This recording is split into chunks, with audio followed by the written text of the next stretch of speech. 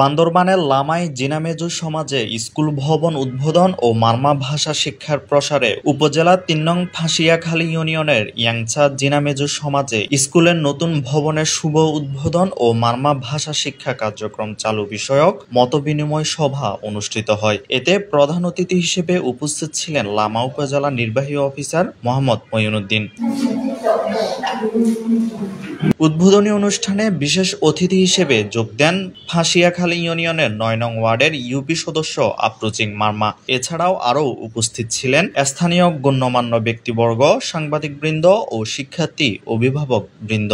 জিনামেজু আশ্রমের পরিচালক আনন্দমালা মহাথেরের সঞ্চালনায় অনুষ্ঠানে শিক্ষা প্রসারে নতুন ভবনের গুরুত্ব ও মারমা ভাষা শিক্ষার প্রয়োজনীয়তা নিয়ে আলোচনা করা হয়। লামা উপজেলা নির্বাহী অফিসার মহোদয় উপস্থিতিতে প্রধান অতিথিতে এই ভবনটা শুভ উদ্বোধন হয়েছে। এর সাথে সাথে আমাদের 11টি জাতি, আমাদের বান্দরবান জেলা 11টি জাতি জনগোষ্ঠী মারমা জাতিদের সংস্কৃতি বিলুপ্ত হয়েছে। এই কারণে মারমা ভাষা শিক্ষা চালু হবো। তারপরে আশেপাশে যা বসবাসকারী বাঙালি ছেলে মেয়ে সহ গরিব দুঃখীদের সুযোগ সুবিধার জন্য, শিক্ষার্থীদের সুযোগ সুবিধার জন্য আজকে এই ভবনটার শুভ উদ্বোধন করে দিয়েছে। প্রধান অতিথি মোহাম্মদ মঈনুদ্দিন বলেন, মাতৃভাষায় শিক্ষার মাধ্যমে শিশুদের মৌলিক জ্ঞান অর্জন সহজ হয়। মারমা সম্প্রদায়ের ভাষা ও সংস্কৃতি রক্ষায় এই উদ্যোগ প্রশংসনীয়। এ সময় তিনি স্কুলটির উন্নয়নে স্থানীয়দের সঙ্গে সরকারের সমন্বিত প্রচেষ্টার প্রত্যাশা ব্যক্ত করেন।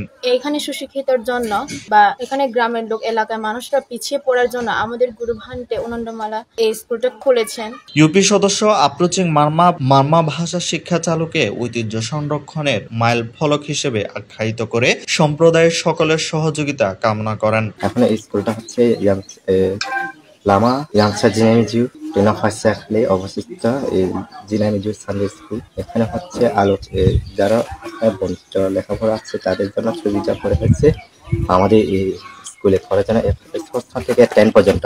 অনুষ্ঠান শেষে স্কুল প্রাঙ্গণে সাংস্কৃতিক পরিবেশনা ও মারমা ভাষা পাঠদানের নমুনা ক্লাস প্রদর্শন করা হয়। শিক্ষার্থী ও অভিভাবকরা নতুন ভবন ও ভাষা শিক্ষার সুযোগকে স্বাগত জানান। Desk report, Chittagong news.